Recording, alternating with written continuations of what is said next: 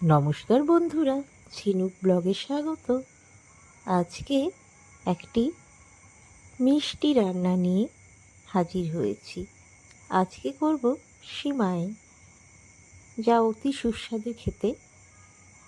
আজকে রাতে রুটি বা পরোটার সাথে এই সিমাই আমরা খাবো। তাই দেরি না করে চলুন ঝটপট দেখে নিই আজকের রেসিপিটা, সিমাই। তো সিমাই বানানোর জন্য আমি বাজার থেকে এরকম প্যাকেটের সিমাই কিনে নিয়ে এসেছি, যেটা প্রথম থেকেই ভাজা ছিল, বা আপনারা কাঁচা সিমাই কিনেও সেটা ঘিয়ে ভেজে এরকম সিমাই তৈরি করে নিতে পারেন। তো আমি বাজার থেকে কিনেছি। আর কিছু ড্রাই ফ্রুটস, কাজু, কিশমিশ রয়েছে, আর রয়েছে ছোটো এলাচ 4-5টা। এগুলোকে ভালো করে ধুয়ে আমি একটা বাটিতে রেখেছি। এবার একটা পাত্রে আমি দুধ নিয়ে নিয়েছি, 2 প্যাকেট দুধ আমি নিয়েছি এতে। আর ইন্ডাকশানে আমি পুরো রান্নাটা করব। তো দুধটা প্রথমে আমি ভালো করে ফুটিয়ে নেব এবং বেশ খানিকক্ষণ ধরে দুধটাকে জাল দেব, যতক্ষণ না এটা ঘন হয়ে যায়। আর ফ্লেমটা মাঝামাঝি থাকবে। আর আমি এই যে দুধটার মধ্যে এলাচ দিয়ে দিয়েছি এবং বেশ এটা ফুটে উঠেছে, এবং এটাকে নাড়তেই থাকতে হবে যতক্ষণ না এটা ঘন হয়ে যায়। এরপরে কিছুটা চিনি এর মধ্যে মিশিয়ে দিলাম।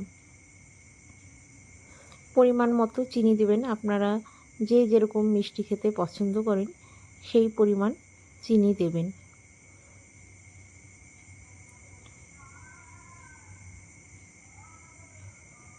চিনি দিয়ে নাড়তে থাকতে হবে,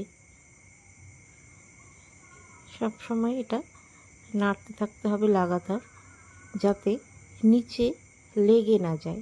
এই অবস্থায় আমি ড্রাই ফ্রুটস যেগুলো রয়েছে, কাজু, কিশমিশ, সেগুলো এর মধ্যে দিয়ে দিলাম এবং এটাকে আবারও নাড়তে শুরু করলাম।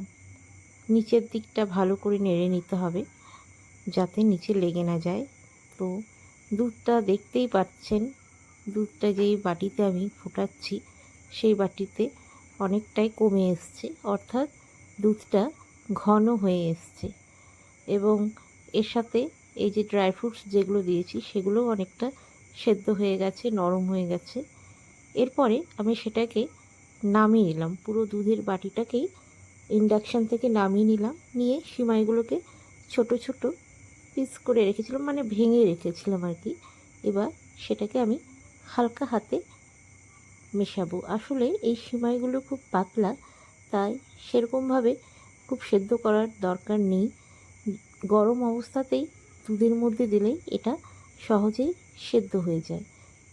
লাচ্চা সেমাই বা যেগুলো পাতলা সিমাই সেগুলো বেশি ফুটানোর দরকার নেই। একটু মোটা যদি হয় তাহলে সেগুলো ফুটানোর দরকার পড়ে।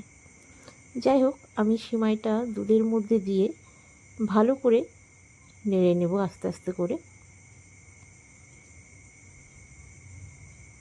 মেশানো অনেকটাই হয়ে গেছে, হালকা হাতে মেশাবো। এরপরে এটাকে কিছুক্ষণ রেখে দেব বাইরে ঠান্ডা হওয়ার জন্য।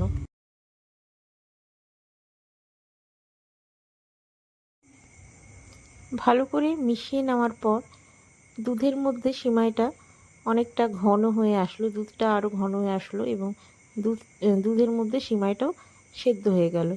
তো টেবিলে কিছুক্ষণ রাখলাম যাতে পাত্রটা একটু ঠান্ডা হয়। তারপরে এটাকে ফ্রিজে দিয়ে দেব আরেকটু সুন্দর হয়ে জমাট বাঁধার জন্য। তারপরে সেটা বার করে খেতে যা ভালো লাগবে না, সেটা এই ছবি দেখে বোঝা যাবে না। এটা জানতে গেলে বাড়িতে তৈরি করতে হবে এবং তারপরে অবশ্যই কমেন্টে জানাবেন কেমন হয়েছে খেতে। এই যে আমি বেশ খানিকক্ষণ ফ্রিজের মধ্যে এটা ঢুকিয়েছিলাম, তারপরে সেখান থেকে বার করেছি, একদম ঠান্ডা ঠান্ডা সুন্দর খেতে যা দারুণ হয়েছিল না, বলে বোঝানো যাবে না এর স্বাদ। রুটি, পরোটা, লুচি যে কোনো কিছুর সাথে দারুণ লাগে এই সিমাই খেতে। বাড়িতে কোনো অতিথি আসলে বা কোনো অনুষ্ঠানে খুব সহজেই বানিয়ে নিয়ে যায় সিমাই। এটাকে অনেকে সিমাইয়ের পায়েস বলে। তাহলে ব্লগটি এখানেই শেষ করছি। টাটা।